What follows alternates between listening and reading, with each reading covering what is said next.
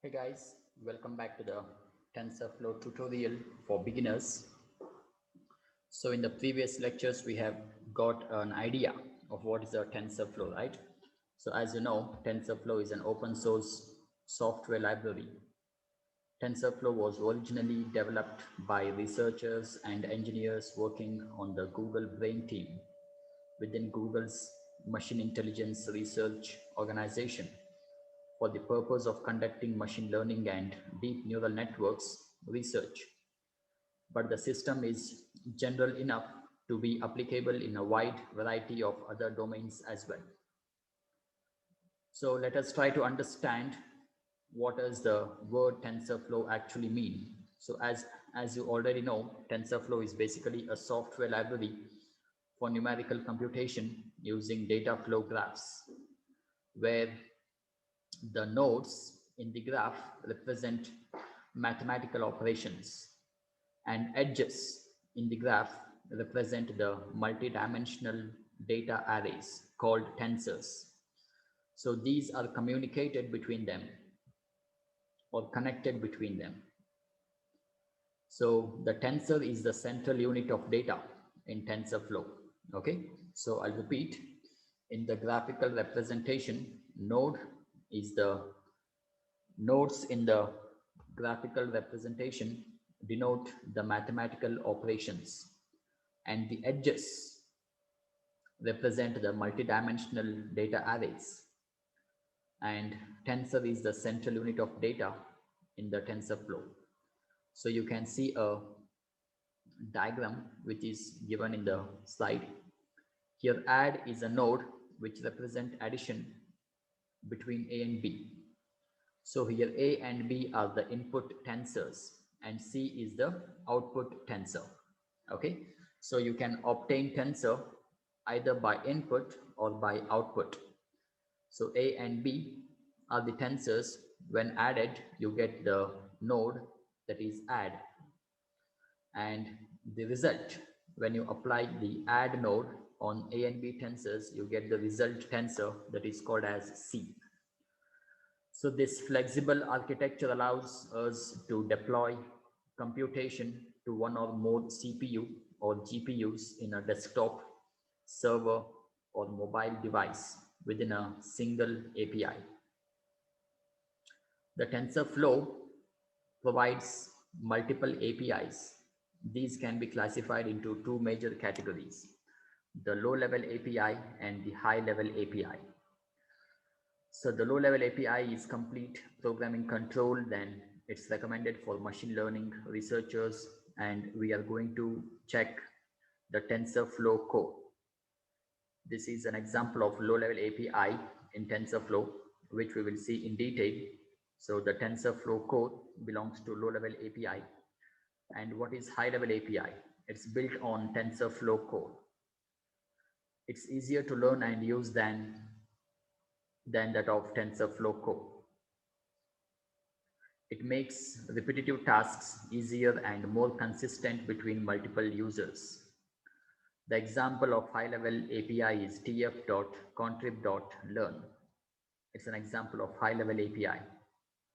So the low-level API is TensorFlow Core, and the high-level API is tf.contrib.learn. So in this lecture, we first discuss about the basics of TensorFlow Core and then explore the higher level API, that is the tf.contrib.learn.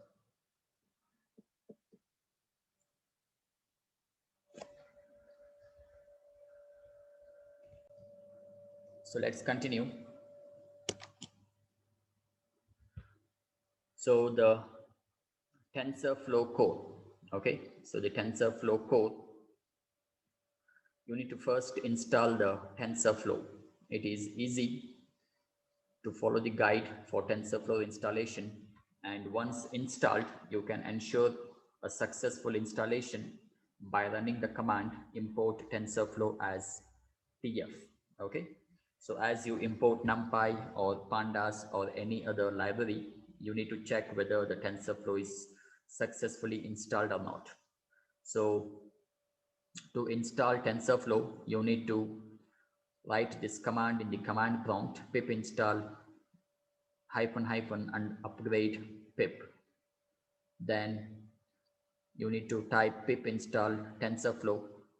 Then once installed, you can ensure by writing import TensorFlow as TF.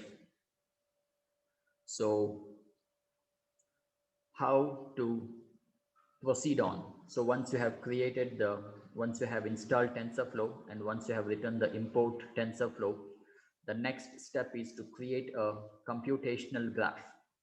So any TensorFlow core program can be divided into two discrete sections.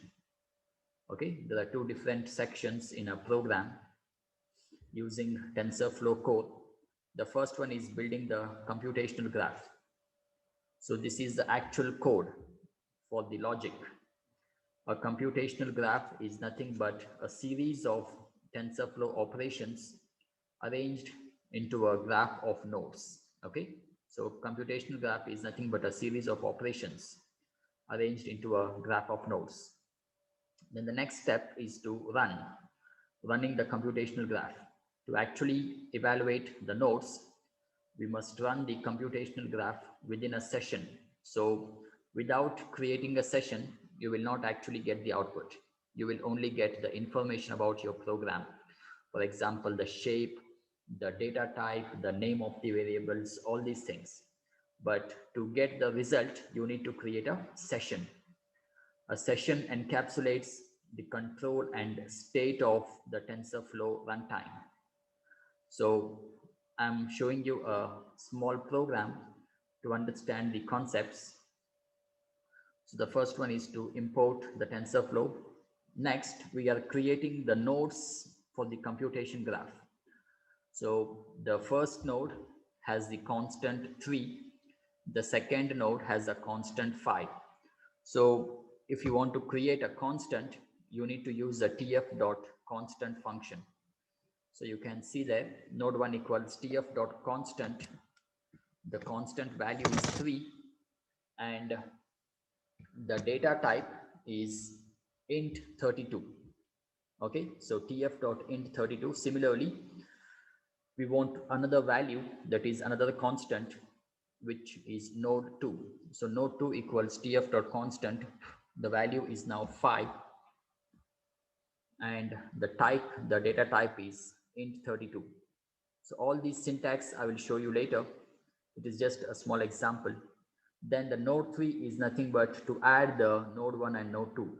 So you need to write the add function. There is no need to write the code. You just need to call the function, the add function. So node 3 equals tf.add node 1 comma node 2. Then we are now creating a session. So far we have created the computational graph. The next one is to create a session by writing the session function. So sess equals tf.session. So this is where your program will execute. Then print sum of node 1 and node 2 is sess.run.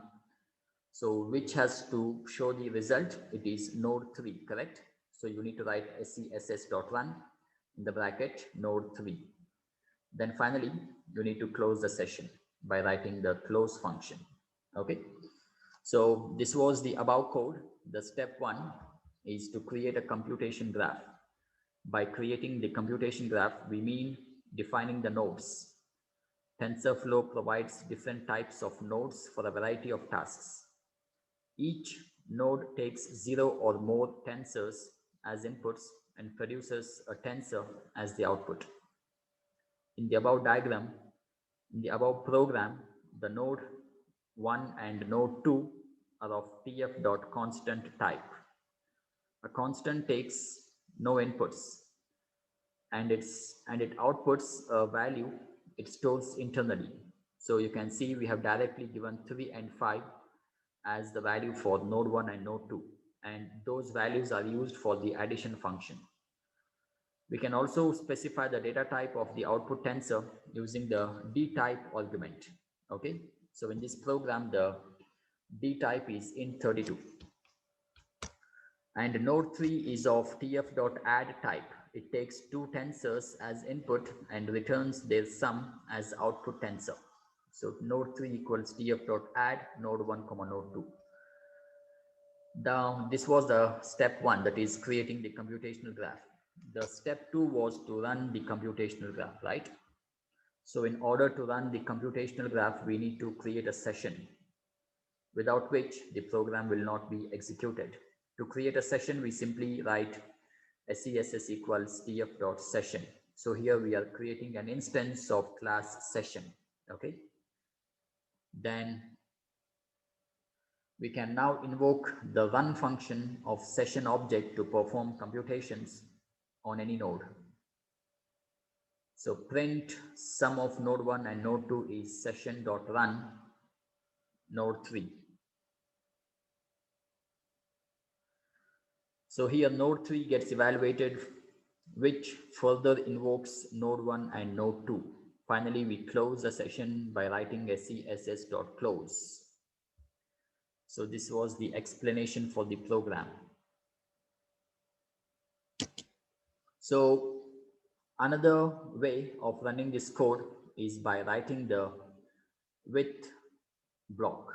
Okay, you can also write with block. So that I will show you. You need to write with tf session as sess. So you can see here tf dot session as sess print sum of node 1 and node 2. Okay, so this is known as with block. Okay, so we saw one very simple example of TensorFlow for addition of two numbers. So in the next lecture, we will see what is a variable and what are they used for. Okay, so any doubts, you can mail us. Thank you.